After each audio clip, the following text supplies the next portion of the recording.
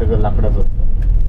ते wooden work आतमध्ये जर तुम्ही आपल्या हॉटेलमध्ये जरी बघितलं तर तुम्हाला वाटेल की जे टॉयलेट्स वगैरे आहेत ते तुम्हाला वाटेल की टाईल्स आहेत, but this is a different material.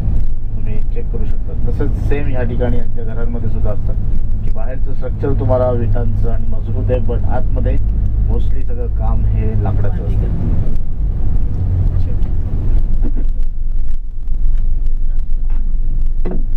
स्टीलचा वापर बेसिकली लोक जास्त प्रमाणात या ठिकाणी करतात.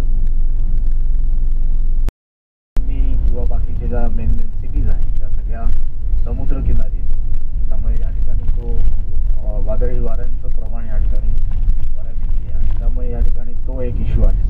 जर तुम्ही हेच थोडंसं पुढे गेलं म्हणजे न्यूझीलंड साईडला वगैरे तर त्या ठिकाणी अर्थक्वेक आणि व्होल्कॅनोचं प्रमाण जास्त आहे.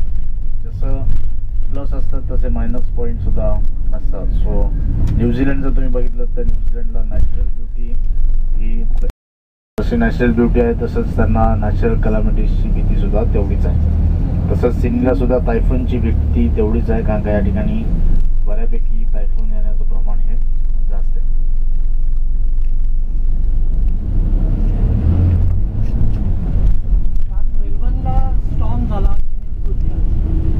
मेलबर्नला मी म्हटलं असतं कारण का वेदर अंतवरनं बघितलं होतं बऱ्याच जणांनी ते बघितलं असेल की सिटीच्या बाहेर आपल्याला ट्रेन दिसते, बट जेव्हा सिटीमध्ये एंटर करते तेव्हा ती अंडरग्राऊंड जाते.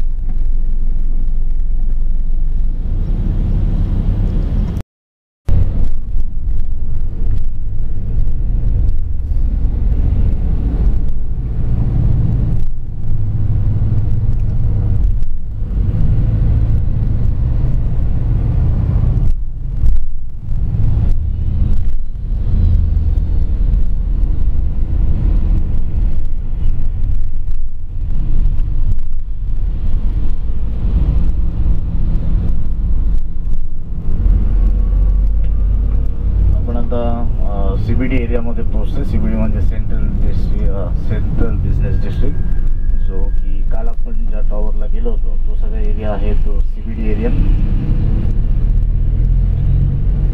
या ठिकाणी या एरियामध्ये सगळे फायनान्शियल ऑफिसेस आणि गव्हर्नमेंट ऑफिसेस आपल्याला सगळी या एरियामध्ये पाहायला मिळतात.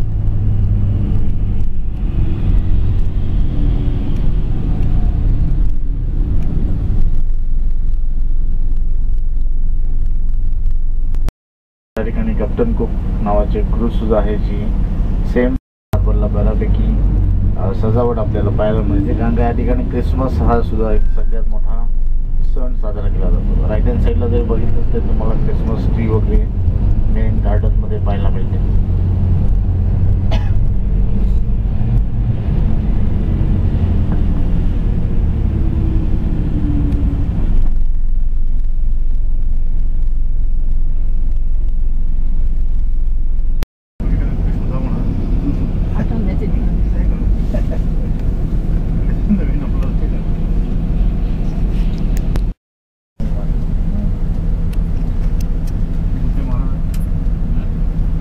राईट